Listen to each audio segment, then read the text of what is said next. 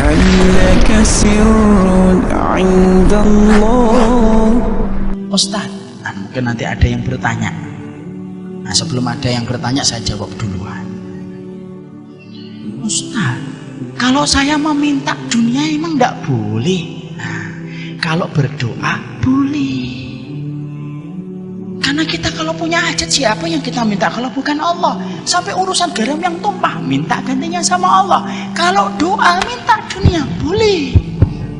Yang enggak boleh itu ketika kita meniatkan ibadah selain permintaan, tapi yang mendorong kita beribadah itu bukan karena Allah, tetapi karena untuk mendapatkan sekeping dari kenikmatan dunia. Ada bapak-bapak saya tanya, saya harus sholat duha Ustaz. Sholat duha itu sunnah Pak, tapi kalau bagi saya hampir-hampir mewajibkan. Loh kok gitu Pak? Iya, karena nanti dagangan saya jadi tidak ada apa-apanya kalau saya tidak sholat duha. Bingung saya. Padahal sholat duha itu kan untuk apa sih fungsinya sholat duha? Fungsinya sholat duha itu ngasih sedekah kepada 360 ruas tulang kita yang butuh disedekahin, dan sedekah itu dicukupi dengan kita sholat duha 2 rakaat. Makanya saya agak kurang sependapat. Kalau ada orang sholat duha, yang pernah saya jumpai itu sholat duha itu menghadapnya ke Ka'bah, ke barat, ke kiblat, setelah itu ke kanan, kemudian ke belakang, kemudian ke sebelah kiri, balik lagi ke depan. Saya tanya kenapa harus gitu? Untuk menjaring dunia dari 4 arah mata angin. Masya Allah. Bingung saya. Muter aja sekalian kalau kayak gitu. Padahal kan duha itu kan karena kita pengen ngasih sedekah sama ruas tulang kita. Makanya habis ini saya tidak ngerti Ustaz. Moga-moga kita habis ini meminta ampunan kepada Allah, dan doakan para ustadz yang ngajar antum adalah orang yang mereka terjaga niatnya. Dan itu yang pertama. Sampai di sini paham? Yang kedua, jangan langsung mengatakan saya insya Allah nggak kayak gitu. Nah, itu penyakitnya orang yang gampang mentazkiyah dirinya sendiri. Yang kedua, kapan seseorang itu disebut fix dan confirm sebagai cinta sama dunia? Yang kedua itu dia memiliki sifat. Sifatnya itu sebagaimana dalam satu riwayat.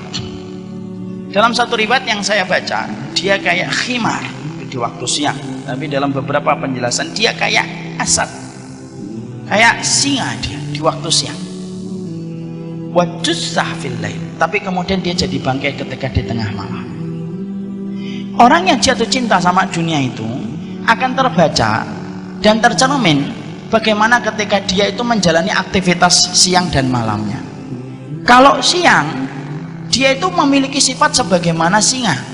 Singa itu lihat ikhwan, singa itu tajam kalau melihat buruan, itu kan singa. Maka orang yang jatuh cinta kepada dunia itu kalau pagi, duha, siang, sore, maka dia itu kekuatannya ekstra, powernya itu luar biasa, tidak ada mati-matinya. Kalau batu baterai, alkalin dia. Terus dari utara lompat ke selatan, dari selatan lompat ke timur, dari timur lompat dia ke barat, terus diputar-putar itu. Tapi tepat ketika malam dia menjadi bangkai. Dia akhirnya jadi bangkai ketika malam, tidak pernah tahajud, tidak pernah qiyamul lail. Disebabkan keletihan dia di waktu pagi dan di waktu siang, karena dia tidak sadar bahwasanya Allah turun langit ke sepertiga malam. Dia tidak pernah bangun dan tidak pernah punya semangat untuk bangun.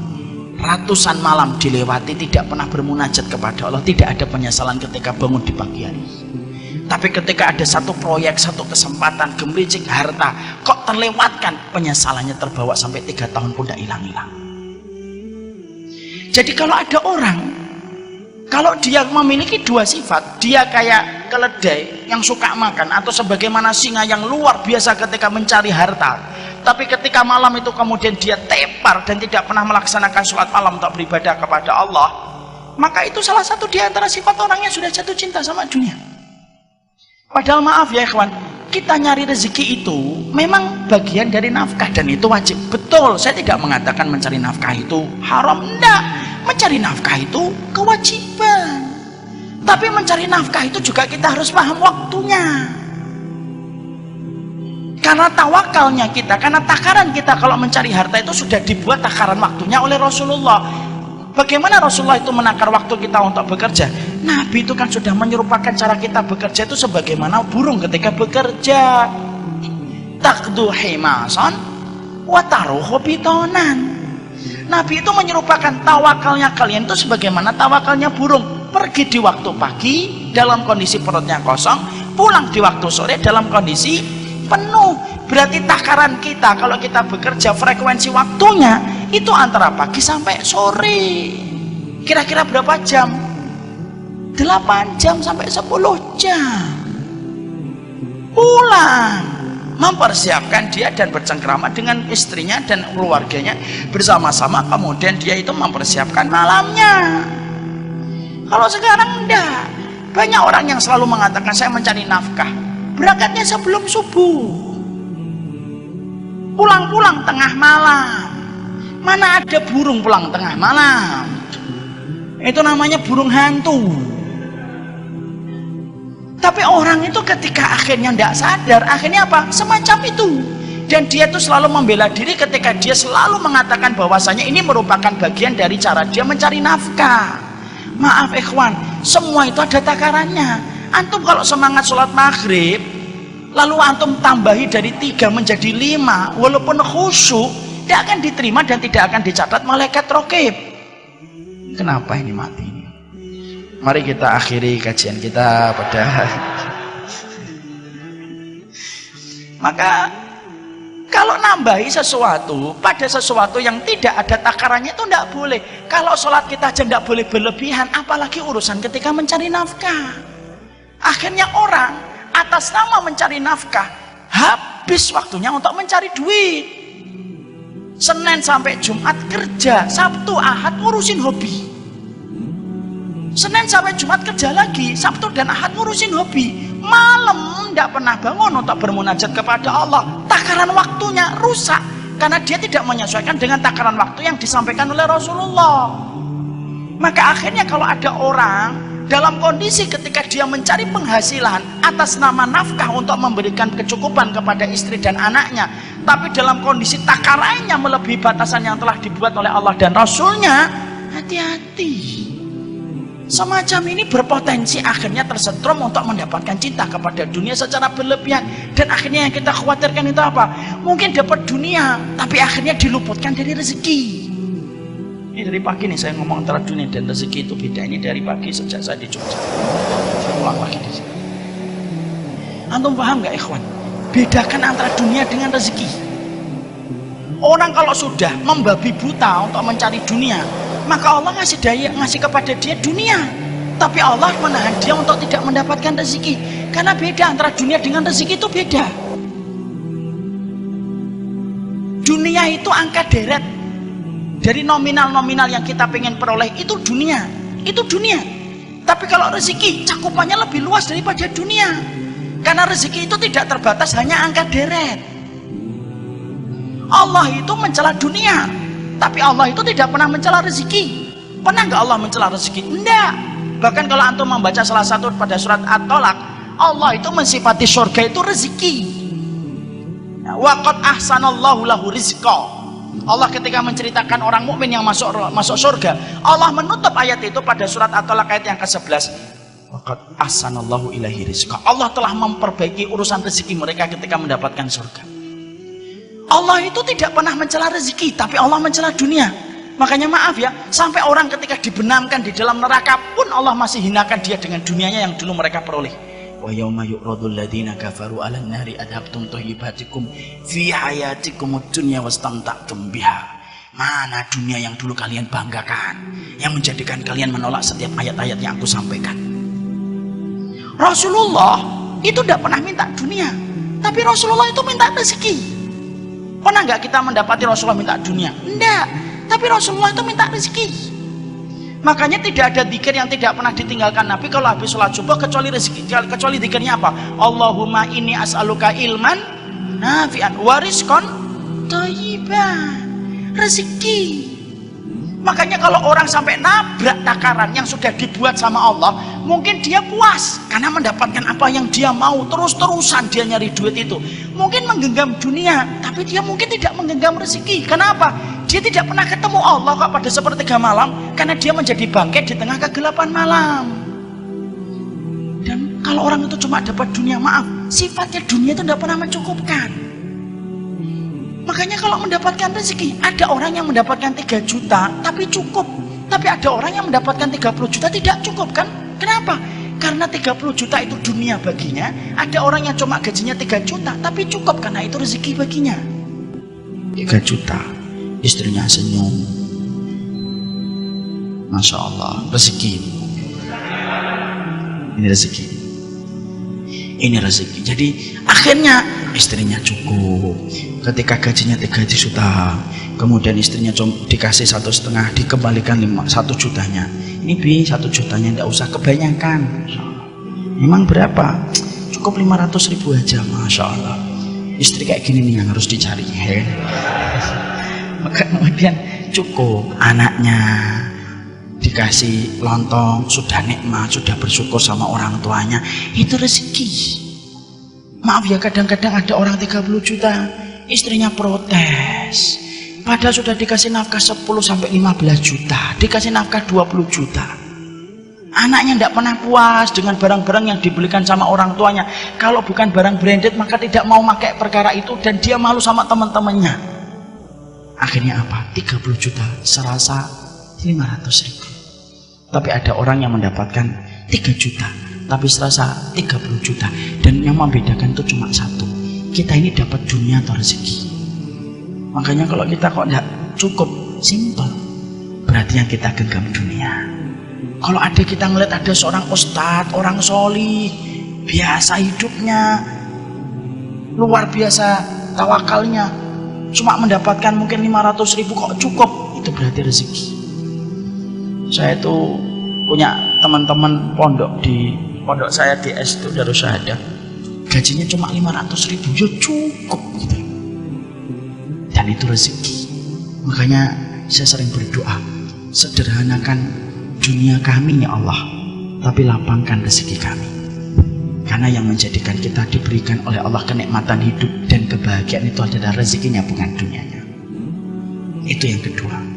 Yang ketiga, sudah tinggal 5 menit lagi, Masya Allah. Ini dunia atau rezeki saya tidak ngerti. Maka yang ketiga, kita singkatkan. Yang ketiga, orang kalau jatuh cinta sama dunia itu yang ketiga, tidak peduli dia itu halal ataupun haram. Karena bagi dia itu yang penting dapat duit.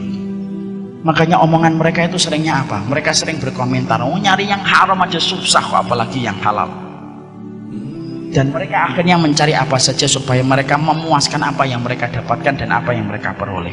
Padahal maaf ya ikhwan, salah satu musibah besar pada anak Adam, pada kehidupan Nabi Adam yang pertama itu, tidaklah Nabi Adam dikeluarkan dari surga bukan karena zina, tapi dikeluarkannya Nabi Adam itu karena memakan satu buah yang diharamkan oleh Allah. Itu pun satu gigitan tok, tapi sudah cukup bagi Allah untuk mengusir Nabi Adam dari surga. Masalah rezeki haram itu pengaruhnya besar pada kehidupan kita. Tidaklah anak kita susah dikasih tahu tentang ketaatan kepada Allah, kok saraf ketaatannya tidak tumbuh, padahal kita terus menyampaikan kalimat Allah. Gagalnya saya dan antum ketika menyampaikan kalimat Allah sama anak itu bisa jadi karena rezeki haram yang kita suapkan sama anak kita. Maka apa yang haram itu memadamkan cahaya ketaatan pada diri anak kita.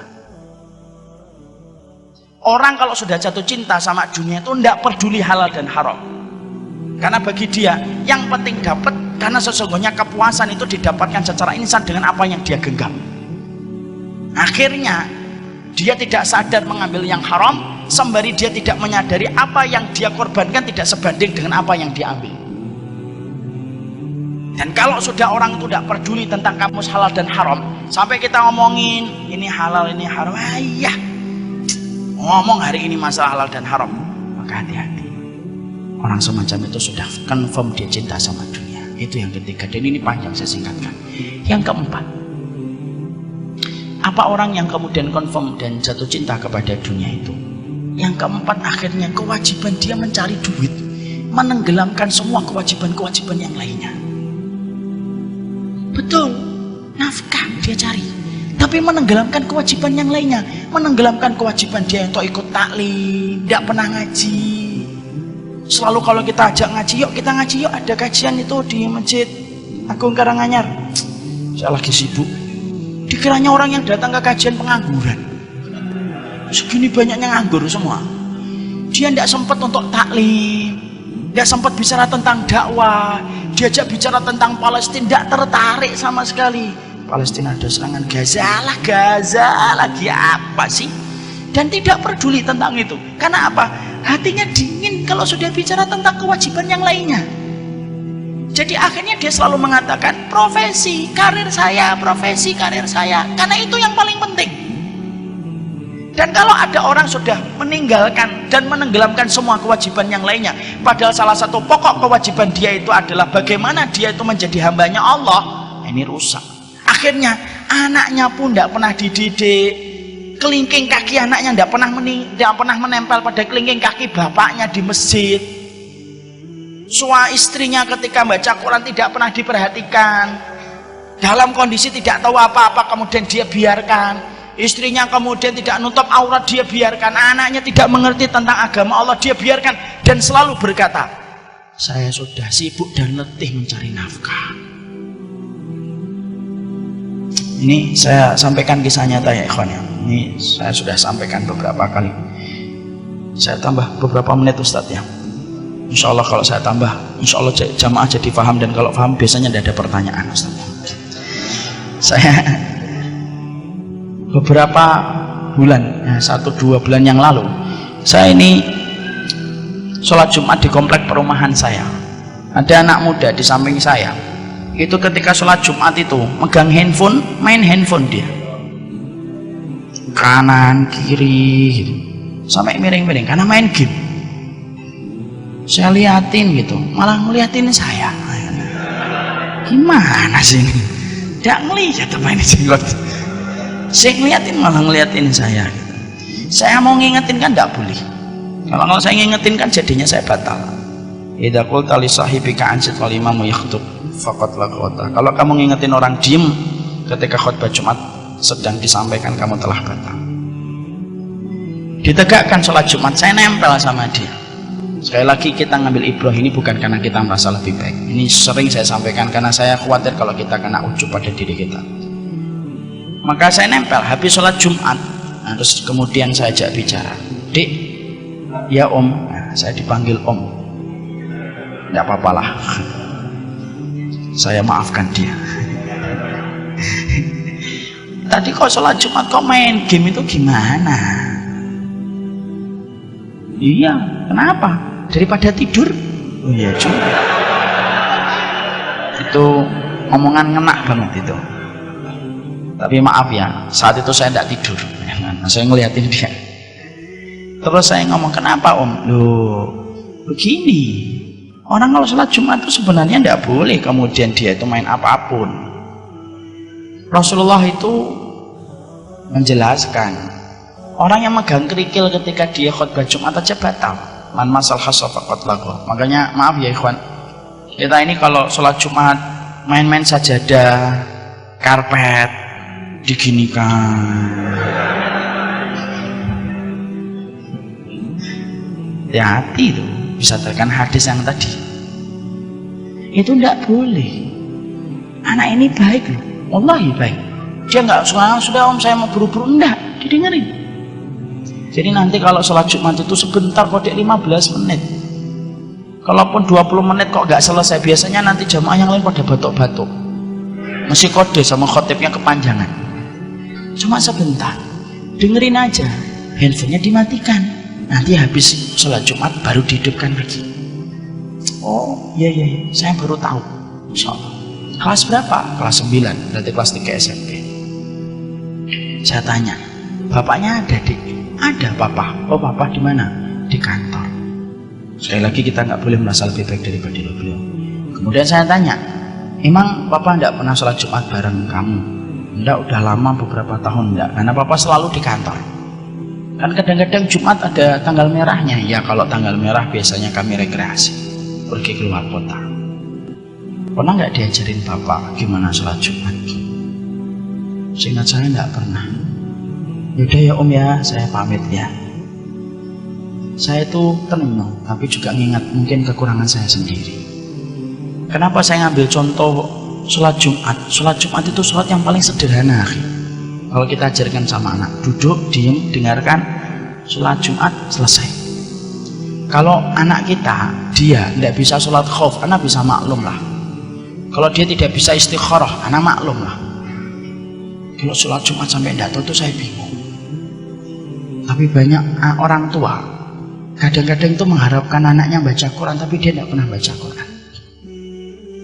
Banyak orang tua itu yang kadang-kadang mengharapkan anaknya di masjid, tapi dia tidak pernah menempelkan kelingking kakinya dengan kelingking anaknya di masjid. Dan itu salah satu di antara ciri khasnya orang kalau jatuh cinta sama dunia. Semuanya selalu dijadikan pembenaran atas nama mencari nafkah untuk keluarga. Sampai seorang ayah itu mengasih pendidikan itu sekarang nggak kepada ayah, kepada ibunya. Padahal maaf ya, pendidikan paling efektif di dalam Quran ketika menjelaskan tentang pendidikan orang tua itu ayah. Makanya maaf ya, kalau kita dapatin anak diperintahkan sama ibunya, nak mandi nak, sampai 10 menit.